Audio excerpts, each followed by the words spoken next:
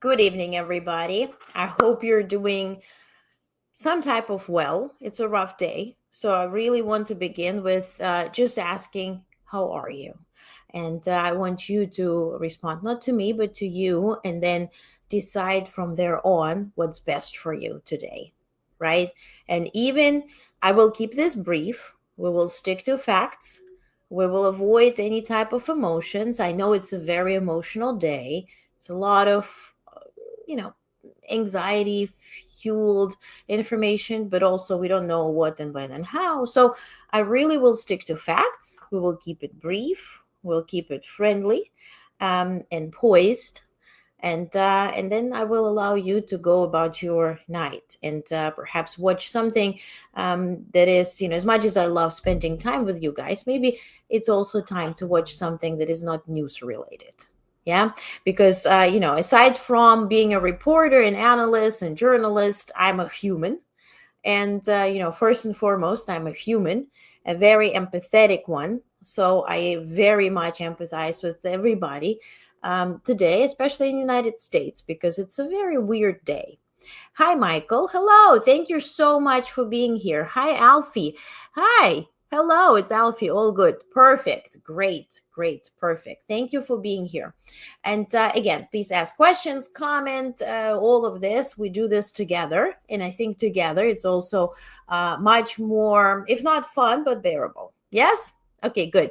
Thank you for waiting. If I have delays because of everything, and I kind of wanted to put everything together, report on the latest, so we're not like guesstimating. Yes? Okay. So, of course, let's talk first today about the big speech that we all anticipated. This is where President Trump and Secretary of Defense / War Hegseth have gathered around 800 generals and admirals in Virginia, and there was this speech. And so obviously this was anticipated. It was live streamed. It was televised everywhere.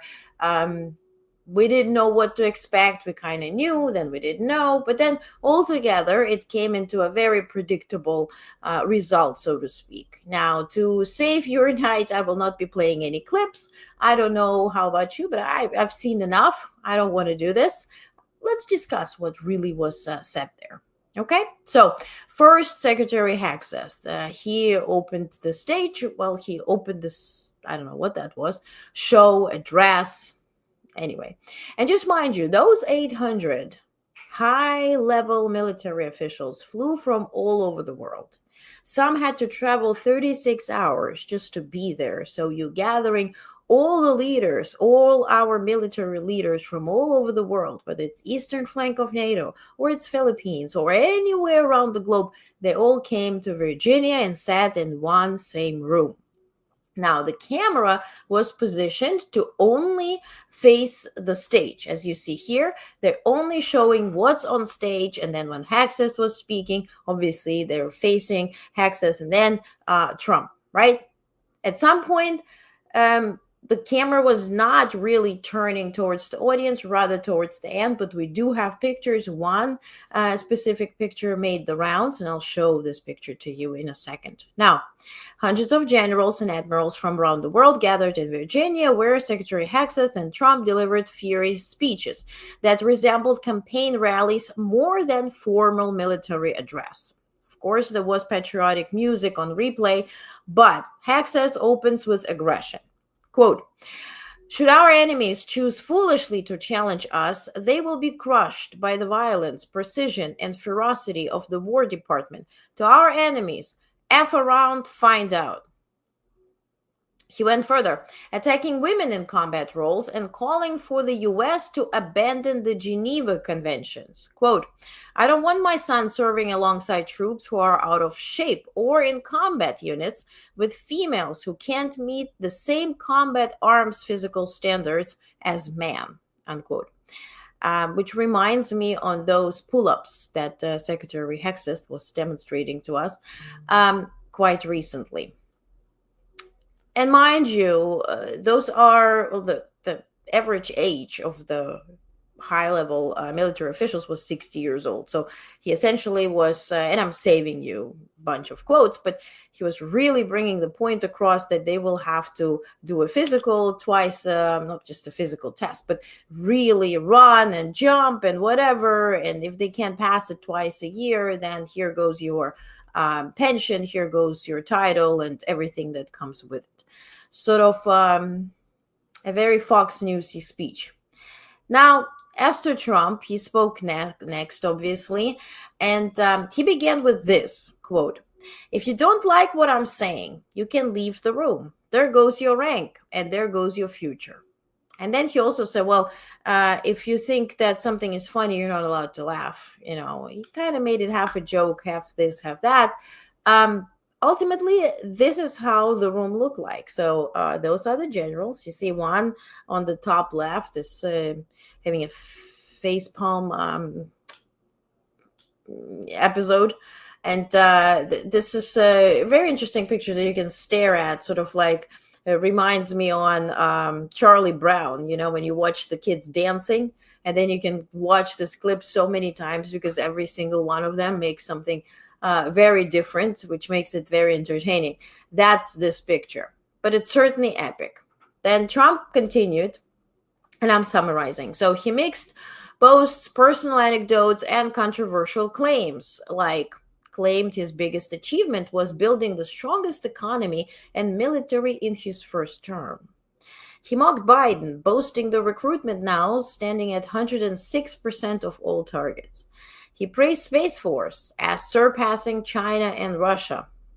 He claimed that he ended long-standing wars in Rwanda, Congo, Azerbaijan, despite clear factual inconsistencies. He boasted about tariffs and joked about Canada, quote, join our country and you will get the missile defense for free. He was, unquote, he was referring to the Golden Dome. Again, calling Canada 51st state for no particular reason. Now, he also spoke about aesthetics. He said, look, quote, I'm a very aesthetic person. I don't like some of the ships you are doing aesthetically. They say it's stealth. That's not stealth. An ugly ship is not necessary in order to say you are stealth. He's referring to USS. He also referred to the ships that he wants to call them warships because he watched a movie in black and white, according to him, and he really liked those warships. On nuclear deterrence, he said bullets are cheaper than missiles. Okay, and then he was referring to Medvedev, Russian former president, now head of National Security Council, who said that, he said Medvedev was dumb. And in response, Trump sent a nuclear submarine to somewhere near Russia, as a response because we're facing threat from Russia, which was very celebrated by Ukrainian forces and not forces, but sources. Let me charge the computer here. At least one of us will be charged. But, to believe this, you have to be really uneducated and easily impressed. If you think that we didn't have submarines, same as Russians don't have submarines close to our coasts, both of those coasts, then again, you're very much lacking education. You're easily impressed, therefore. So those submarines are constantly monitoring coasts. It's not like he sent a submarine to Russia. This is something, for those who believe this type of stories. But it sounded loud. Now, all of it, by the way, reminds me, I don't know if you know the song by Jay-Z and Kanye West, In Paris, where it starts with, what did it mean? They're like, we don't know what this means, but it's provocative. And that's exactly right. I mean, all of it. I'm not a doctor. I'm not anybody who passed judgment here, but whatever that is, it sounds provocative. Now, Trump ended with a new domestic focus, announcing $3 trillion military budget, $3 trillion and military budget for 2026, and an executive order creating a quick reaction force for civil disturbances. Quote, "It's the enemy from within, and we have to handle it before it gets out of control." And then he said, look, this enemy from within, it's even worse than a foreign enemy because they're not in uniform. If they were, and I'm quoting Trump, in uniform, you could take them out.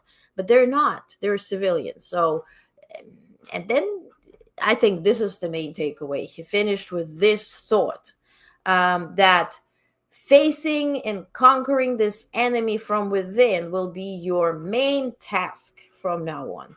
This was clearly communicated. Now, as to military pushback, according to the Washington Post, senior U.S. military leaders strongly oppose Hax's new Pentagon strategy. They argue that shifting focus away from China and overseas threats toward domestic defense is short-sighted, politicized, and undermines U.S. deterrence. May I also add that it's quite illegal to use your military against your own civilian force. Essentially, we do pay tax to allow our defensive entities and authorities to protect our freedoms. That's why we say thank you for protecting our freedoms, not thank you for shooting us, for speaking up. New day. Now, let me check some comments here. And by the way, thank you for being here. Martha, hey Martha, we just made it. Grateful to be here. Thank you. And I'm grateful that you are here. Hey James, so he doesn't understand military tech. 3 trillion military budget promises. Yeah, and also, we just have to pay attention that Pentagon budget starts October 1st, not January 1st, and that's all tied together with the shutdown that is very much provoked by the GOP. From what I'm observing, they are presenting it as it's Democrats doing this and that, but it's, if you can read between the lines and can you just think critically and connect the dots, it's very much provoked from there on, right? Hi, Doc. Hello. Howdy. Really hate this timeline. So depressing. I feel you. James. Hey, James says horrible. Or I saw James before. Yes, horrible. It is. Now, as to NATO. And, this is sort of an interesting situation. I remember 3 years ago when the full-scale invasion of Ukraine started, and when Zelensky and all of us who are journalists, not, influencers of some sort, and analysts who told Europe, close the sky over Ukraine. Because, as I always say, this circus travels, right? Sooner or later, you will be one on the receiving end of those drones, of this and that. There was this whole thing with, let's not help Ukraine because we don't want to provoke Russia. Then Ukraine didn't fall in 3 days, which really was surprising for everybody and kind of hurtful to Ukrainians, to be honest. But okay. And then 3 years passed by, and, at this point, we are not asking, we, meaning Ukraine, is not asking European Union European Union is an economic alliance, but NATO to close the skies over Ukraine. NATO allies are asking Ukraine to teach them how to shoot drones. Make that make sense. But today is a big development. We waited 3 years, lost hundreds of thousands of people. NATO is preparing to deploy an air defense system to protect Western Ukraine from Russian missiles and drones, with possible expansion to Kiev. Can I be frank here? It's this type of day. NATO doesn't give two shits about Ukraine or Kiev. What it does give half a shit about is for those drones not to come over to Poland, to NATO territory, so they don't have to physically sit down and physically make a decision on a possible Article 5, where they have to constantly explain to you. They have 3 points of Article 5. First, all have to agree. Nobody should be vetoing that attack was done on an ally. Second, attack deserves a response. And then thirdly, they have to agree on the type of the response this deserves. And everybody is massaging their testicles daily so well not to make a decision, even to pronounce those big words that Russia is invading somebody's territory. Russia is playing against the rules, so they're not provoking, right? When Poland says, and there are good actors, bad actors everywhere, within Poland itself, right? Within its government. You have Nawrocki, but you have also Prime Minister Tusk, and you have Foreign Minister Sikorsky, who are very straightforward. I have quotes coming up. But altogether, when Nawrocki says, their president, well, we didn't shoot the drones because they turned around, went to Ukraine, which is good. Okay. Well, now we have this map, and that's how this is envisioned. Now, all of them are meeting in Copenhagen tomorrow in Denmark to decide how that's going to go. This is the map here. They're dividing Ukraine in half and trying to protect Western territories. Maybe Kiev will be included, but again, today is a day of just frankness, just straightforwardness. There's no shits given about Kiev. It's all about not coming close to the point where you have to call a thing, and in their eyes provoke Russia by just stating the obvious. But okay. Now, Special Envoy Keith Kellogg noted that Putin may not come to negotiating table within the next 12 months. And the main goal of the allies is to show Russian dictator that it must be done. I guess the biggest news here is that Keith Kellogg called Putin a dictator. Yay. Okay, well, at least Western Europe will be protected. Maybe, hopefully. Now, as to Ukraine updates, President Zelensky said he warned that Russia is using oil tankers, the Shadow Fleet oil tankers, in Baltic seas. They're using them as a type of mothership to shoot the drones from. The drones that are invading the airspace of Denmark and Latvia, Lithuania and Romania and Poland and Norway and Netherlands and Germany very often. So he said, look, isn't that obvious that you have to close the sea access, right? At least the Baltic seas, to Russia. Polish Prime Minister Tusk said, quote, "This is our war. If we lose this war, the consequences will affect not only our generation, but also the next ones in Poland, in the United States, in Europe, in all corners of the world, without a doubt," unquote. Von der Leyen, the president of European Commission, she said, quote, "If we continue to believe that Ukraine is our first line of defense, we have to step up the military assistance. So far, so good," unquote. Other quote is from today, is where she said, we should not see the usage of frozen assets, or frozen Russian assets, to rebuild Ukraine as seizure, or as taking those assets away from Russia. Because once the war is over, Ukraine will be paying back. Are we, again, deviating from rules? deviating from what's obvious, what's fair, what's right, what's wrong, what's white, what's black, what's green, what's yellow. Everything is a mush. And that's what bothered me yesterday and really every day recently, that we are having different rules. Within United States, we have rules for thee, not for me. Altogether, we have rules about territorial spaces and integrity and sovereignty. Those get violated. We start, again, I call it massaging testicles, not providing any clear answers. Everything is so blah, right? Russia is an invader. Russia has killed civilians. Russia has killed soldiers. Big percentage of male population in Ukraine since 2014. Since now 3+ years, it's a full-scale invasion with daily bombings.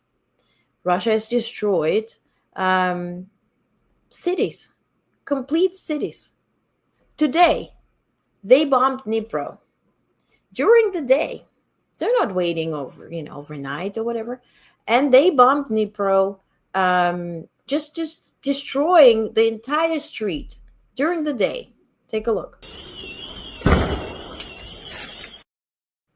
During the day. And so when they done all that, then we say, oh, with the frozen assets, it's just for now. Ukraine will be returning it to what? To murderous Russia? Madam von der Leyen, why is Germany still paying reparations? Why is their percentage in German tax still going towards that issue? Once they're done paying for what they have caused, and I'm not just referring to physical destruction, but also pain that they've caused to Ukrainians, generations of Ukrainians, then we can talk about any type of neighborly treatment. What's returning? Nobody's returning anything. Are they returning anything? Now, as to Ukraine and NATO support, we have some good news. So NATO's prioritized Ukraine requirements list, referred to as PURL, PURL. It launched in August with U.S. backing. So the idea was U.S. sells, everybody else buys, right? It has already delivered 4 defense packages worth $2 billion. Well, delivered is a stretch. U.S. agreed to sell this much for this much. And it's sponsored by Netherlands, Denmark, Norway, Sweden, Germany, and Canada. They funded the first 4 rounds with deliveries of Patriot and HIMARS missiles already underway.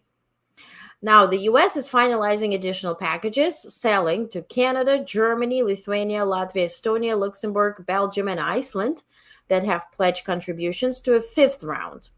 Kyiv expects the initiative to generate $1 billion monthly dollars to speed up weapons procurement in the U.S., strengthen Ukraine's defenses, and push toward a lasting peace. Now, this $1 billion monthly is what would go to Trump and company. And the problem, again, I wish for all of this to function, but the problem is that when U.S. sells anything, specifically when we're referring to military aid, they have a third country rule. So U.S. has the final say if you're allowed to use it against a third country. So as much as we're talking about, systems or missiles that could strike deep inside Russia, right? We keep discussing this for the last few days. But even if U.S. sells this, because obviously that's in Trump administration's interest to gather, to get profit, right? Because they're also adding a 10% markup on everything. But they can still say no as to using it, right? And the targets that have to be approved for such usage. This could be, of course, by the Trump administration and the Trump White House used as a leverage against Putin to try to play around with him. But altogether, they would be, holding the final power, right, or the ultimate power as to allowing Ukraine to strike inside Russia or not, right? And we're talking about 1,500 kilometers. Now, as to Trump's Gaza plan, yesterday we discussed that he met with Netanyahu. We have this type of picture here. This is where Trump is literally holding phones on his lap, making Netanyahu call Qatar and apologize for a strike on Doha that allegedly, according to Netanyahu, Trump did approve. But listen, with phones and everything, Nobel Prize is not Nobel Prize is not getting itself so easily. So you got to hold some phones. And so after all this, remember they had the press conference where they didn't take any questions, and I'm referring to Netanyahu and Trump. But today we have some feedback, right? And yes, you've seen it, I've seen it everywhere that, European leaders and, of course, Canada and others, Western, so to speak, leaders have expressed the admiration and with everything Trump is doing. It's fantastic and we love his initiative and yada, yada, yada. Okay, great. But for that Trump Gaza plan to come along, you need approval from Hamas, yes. You also need approval from the Middle Eastern partners, first and foremost. Because if they're not on board, it doesn't matter what everybody praises, Trump as online.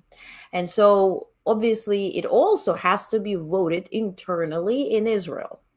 So for Netanyahu to nod and laugh and praise Trump again is fantastic, because then Trump sends the military aid and gives Israel military capability to roll over Gaza, which ultimately yesterday Trump agreed to. This I reported yesterday, as was the main takeaway from that entire gathering, where he said, look, Bibi, if Hamas doesn't agree to it, which is expected, I allow you to go and do what you got to do. And certainly U.S. will provide the capabilities for it. But here's the feedback. Israeli right-wing voices call this plan a total failure, arguing it ignores settlement and permanent troop proposals. Hostage families and moderate opposition did welcome it. Regional leaders from Qatar, Jordan, UAE, Saudi Arabia, and others praised Trump's sincere efforts, but stopped there. France's President Macron said Hamas has no choice but to immediately release all hostages and follow this plan. What kind of plan? I mean, the plan for Hamas there was stay and obey, or run away, we let you run away, which is also questionable. But at least something was said. Let's check the comments real quick. Hey, Grant. Grant says Netanyahu and Trump are each other. James says, serious nonsense. Trump is so easily played. Well said, Grant. Yeah. Okay, now, remember, not November yet, but remember the story with H-1B visas and $100,000 extra fee, and then it was back and forth. Is it annual? Is it not? What does it matter? You know what matters is who is the winner in all this. And the winner in all this is China. China launched a new visa program for IT professionals and STEM graduates. Key details: no job offer required, just degree in IT, biology, chemistry, mathematics, architecture, engineering, or physics. In some regions, visas come with a housing allowance of up to $702,000. Almost a mil. This contrasts sharply with U.S. policy. As Trump raises H-1B fees for foreign workers, Beijing is actively recruiting them, positioning itself as an open innovation hub while the U.S. tightens restrictions. And obviously, this $702,000 is remaining in China in what? In their real estate. Real estate that their market is so desperately, depending on. Smart. Now, quick national news. Of course, we are facing governmental showdown, I call it. Trump met with congressional leaders from both parties yesterday, but they reported no progress toward funding deal. With midnight deadline looming, a Democratic Senate bill to keep the government open was falling short of the votes needed, raising the risk of shutdown within hours. Now, the top U.S. State Department official for management circulated an unusually partisan message. And this is what I'm seeing also in all the press releases from all the institutions, which usually, we neared shutdown, but we experienced it 14 times, but not recently, or very much recently. So, it was never partisan, like, let's say a governing party would be blaming the opposition. It's very unusual in that regard, but here we are. So the top U.S. State Department official for management circulated unusually partisan message to staff, blaming Democrats for looming shutdown, Reuters reported, because they saw the memo. Senate Democratic leader Chuck Schumer cited very large differences over healthcare, saying Democrats want Republicans to reverse Medicaid cuts enacted earlier this year. And I was just literally before I went live listening to Klobuchar, and she said, look, people will start taking half doses, skipping doses of medicine because they can't afford it. Ultimately, in a few weeks' time, people will just not be able to afford any type of insurance. And so then by January, where are we then? The SEC told employees to prepare for lapse in funding, while the Pentagon released guidance for operations during a shutdown. A prolonged lapse could sideline federal cyber defenders just as a key data sharing law expires, leaving vulnerabilities. Despite the funding chaos, U.S. Customs and Border Protection said tariff collections will continue. On Tuesday, HUD's website displayed a political pop-up blaming Democrats and the radical left, literally on the governmental website, for an impending shutdown, claiming they were pushing $1.5 trillion wish list. No. Federal judge in Rhode Island temporarily blocked the Trump administration from cutting $233 million in counterterrorism grants to Democratic-led states. 11 states sued, arguing the administration was retaliating by redirecting money at the fiscal year's end. And here's Nancy Pelosi. I know we feel some type of way since last year about Nancy Pelosi, but nevertheless, this is how she described this shutdown negotiations. Well, first of all, he's always projecting. The president has said, I hear what they're saying. It's all unserious and ridiculous. In fact, I've listened to their and I tell them to go themselves. I can't believe I use that word. My kids will be shocked. My grandchildren will be further shocked. I'm just quoting the President of the United States. Those are exactly words that apply to him. So he's projecting his own...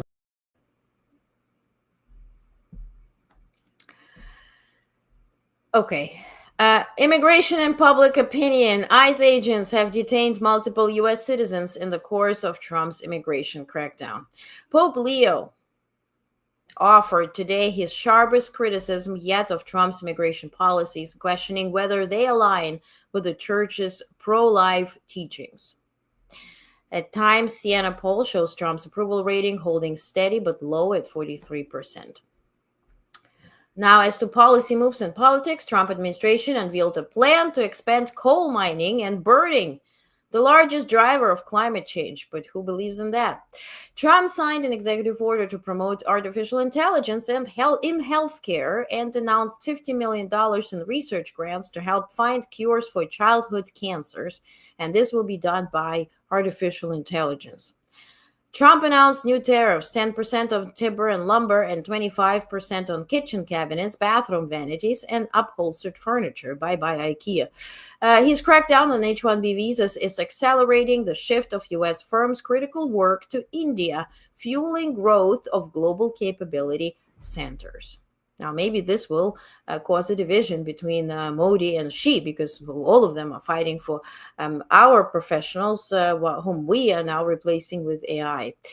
As to courts and corporate settlements, Alphabet-owned YouTube agreed to pay President Trump $24.5 million to settle Trump's lawsuit over suspension of his account after January 6 Capitol attack. Justice Department filed a suit against pro-Palestinian groups. It accuses of intimidating Jewish worshippers at a New Jersey synagogue, invoking a law typically used against anti-abortion clinic blockades. As to U.S. federal prosecutors, they urged a judge to sentence Sean Diddy Combs. If you're interested in P. Diddy, and his trial to more than 11 years in prison following his conviction on prostitution-related charges. And as to defense and security, so maybe you're familiar with that, maybe not. There was a big airspace and cyber conference. It usually is near DC, obviously, near Pentagon, but it's during UNGA week, so it's always very difficult to get there. But it's really where defense professionals and high, folks up, on the authority, who hold authority, that gather, share their opinion, and this year sort of issue warnings. So Lockheed Martin and the F-35 Joint Program Office finalized $24 billion contract for nearly 300 jets in lots 18 and 19, with deliveries starting next year for both U.S. and international forces. So the F-35s are being finally in production. There was a delay. At the Airspace and Cyber Conference, defense and industry leaders warned that the Pentagon should avoid a one-for-one drone arms race with China, instead developing scalable systems to defeat drone swarms. And this what I was saying, that Russia is using this mothership type of drone, or the mothership placed on the shadow fleet vessels in Baltic seas to dispatch drones to fly over Europe and invade sovereign countries. But the same story we did experience off our East Coast 8 months ago. I did an interview with UAV, with a drone expert who helps to train Ukrainians. It's available on YouTube. I did attach it yesterday on Blue Sky. I can share it here. And it was very interesting. Carl Larson, he was explaining about that mothership and how this works. And this was ultimately, per their findings, it was a Chinese mothership, if you will, that is able to dispatch up to 100 Shahed drones at the same time, which is very scary to imagine. But if you want to listen to a professional who literally, fought in Ukraine, is teaching Ukrainians and whatnot, I really recommend you to watch it. It's still very much relevant. Now, as to people moving, Besant, our Secretary of Treasury, appointed White House personnel official Michael Friedman as his new chief of staff, replacing Dan Katz, who is now number 2 at the International Monetary Fund. So, everything under control. As to quick global news, trade and tariffs, U.S. trade representatives set tariffs on Chinese imports, currently around 55%, will remain as good as a status quo. Still, he noted that Trump administration is open to expanding areas where bilateral trade could increase more freely. But altogether, China and U.S. are agreeing on this 55% tax. Now, the United States is deporting about 100 Iranians back to Iran, according to the New York Times, citing both Iranian and U.S. officials involved in the discussions. As to human trafficking watch list, the State Department placed Brazil and South Africa on its human trafficking watch list, citing failures to show sufficient progress.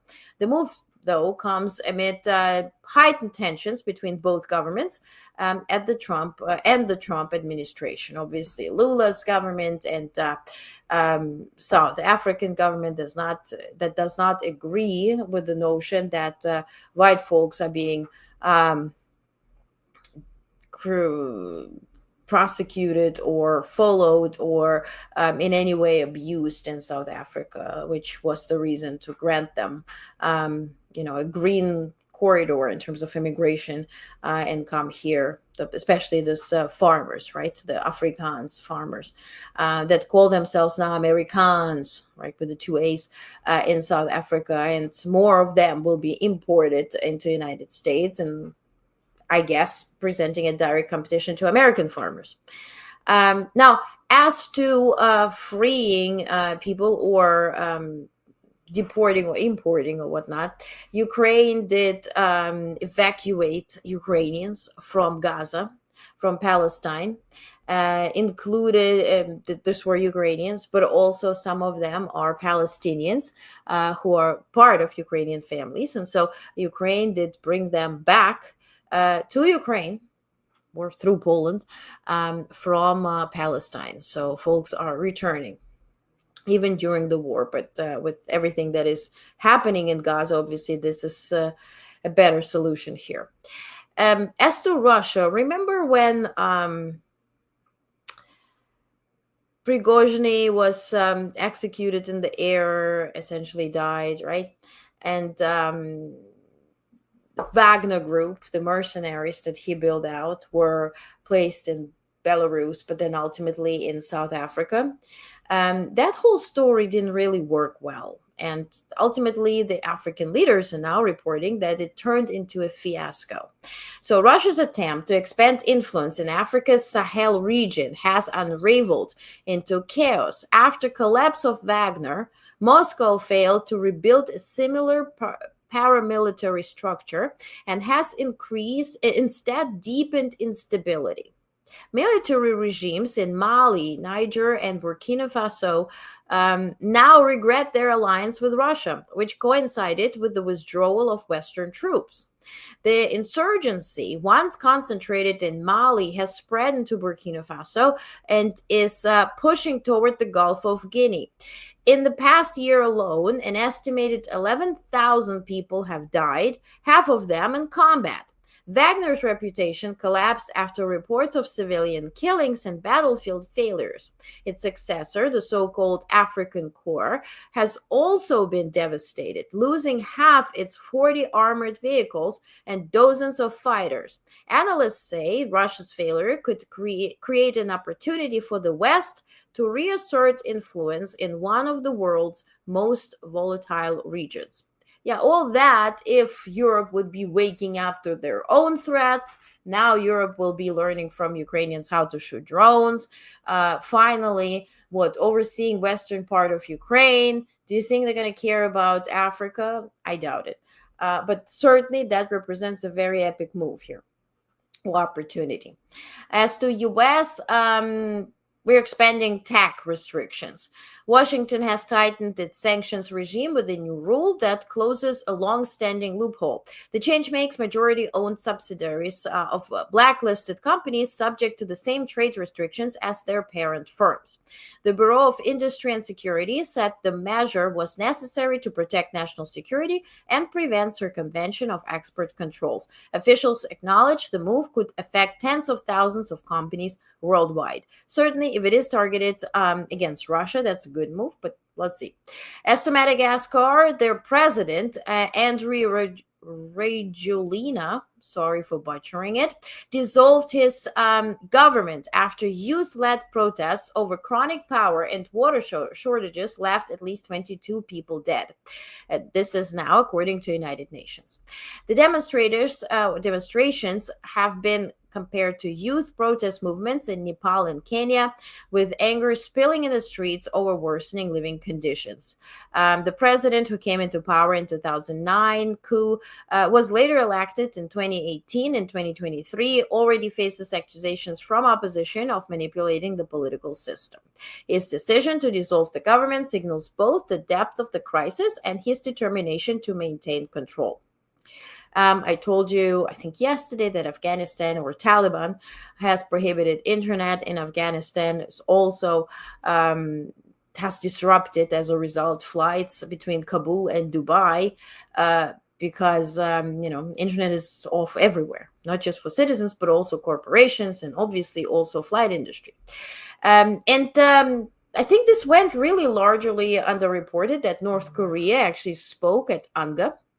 So North Korea's vice foreign minister used his address at the UN General Assembly. We have now North Korea addressing UN General Assembly to reiterate Pyongyang's refusal to abandon its nuclear arsenal.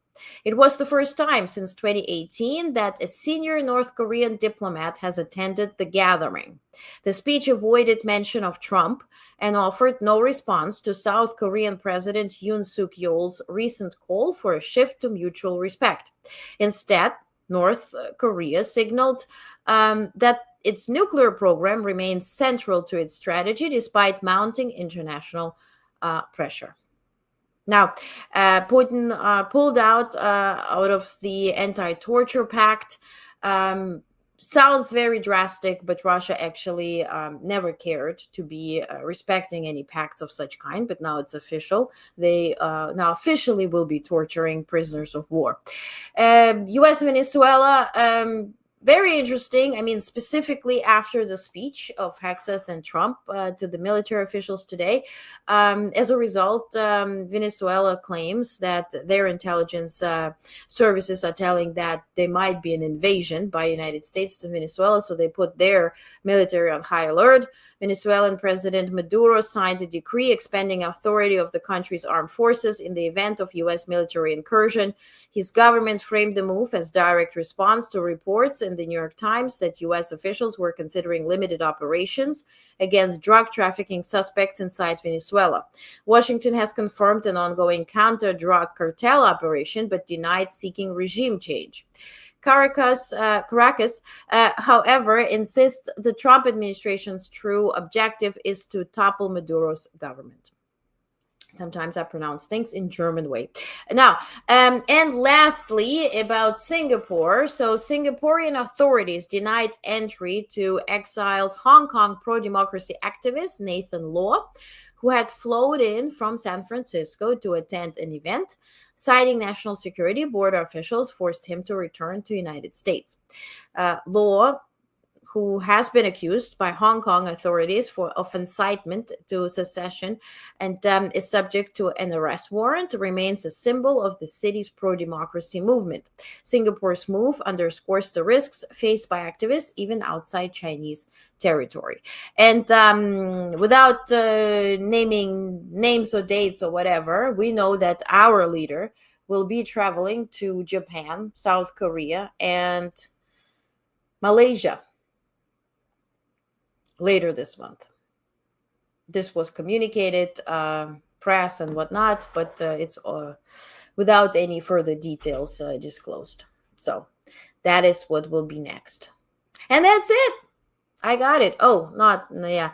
Well, there's also reports of this. Trump announced a deal with Pfizer. This was the big announcement at 11 a.m. today at the Oval Office, that Pfizer will offer drugs at lower prices on TrumpRx.com, a direct-to-consumer website.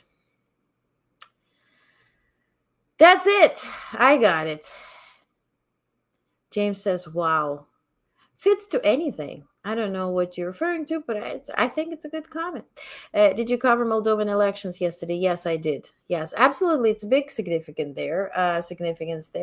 Putin failed, invested $100 million in propaganda, wanted to close the circle around Ukraine to force then Poland to withhold aid because it's the biggest aid hub through which the military aid flows into Ukraine. But did not succeed. Maya Sandu did a fabulous job. So really, yes, absolutely. Covered it yesterday. Thank you, Grant. Thank you. Just another grift. Hi, Tony. Yes, Tony, absolutely. About the RX, yeah. Same playbook. Hey, Tidy Whitey. Thank you. Couldn't interact through messaging here. I was doing grocery shopping. That's good. See y'all tomorrow while we're at Shutdown. Indeed. So around 5 p.m. I'll be live tomorrow, maybe around 5, 6. Few things going on before that. But I wish all of us peace. And I wish all of us, I'm not here to teach you or, I'm not smarter than, you, anybody, anyone. None of us is smarter than the next guy. But this is something that I've been thinking today. Nothing can drown a boat unless it has a hole in it. We have to understand what is within our control and what's not. And a lot of things, even outside of our direct control, are very much worth talking about and speaking up against. And, voicing your stance and opinion and your exercising your freedom of speech, so to speak. Do this. but also care about you and your internal peace and well-being, because whether it's shut down or whatever, this is a marathon, and it has turbulence within United States. It has the turbulence globally. Maybe you're watching from Canada, maybe you're watching from another country, UK, whatnot. There are turbulences within the countries, and then on more like a regional scale, and then a block scale, like let's say Eastern Europe, Western, right? Or North America's, South America's, whatnot, right? Indo Pacific. Everybody has also this type of turbulences. And then there's just global turbulence. So I really want us to take care of our internal peace. You need to watch something that makes you whole, that makes you happy, or not watch nothing at all, or listen to music, or do whatever, cook, eat, whatever, right? Don't hurt anybody and yourself, but do something that nourishes you physically, mentally, psychologically, emotionally. Do it. Um, Unless you are in the business that produces clickbaity stuff and makes a ton of money on it. I'm not in that business. If you are in that business, you do you. But if you're not, limit your own exposure to negativity, because there's a lot of it. It's a lot of noise. So consume news. I'll be sending newsletter shortly. If you're not subscribed, please subscribe. It's free. It has no pay wall or anything. Just factual information. Read it. Like with a shutdown, you need to know about it so you can make better decisions, adjust your appointments. Maybe you are a federal employee. Maybe you have questions. What will work? What will not? You need this information. But don't make a big hoopla out of it, so it will make you sick, emotionally, physically sick, and psychologically and mentally. It does not deserve that. You need to stay in this long term. Okay? So please take care of you. Okay. Done. Done, done, done. Thank you so much for being here. Newsletter will arrive shortly. And I will see you tomorrow here live, where we will cruise together through whatever we're going to face. Okay. Thank you for being here. I appreciate you. I appreciate every single comment.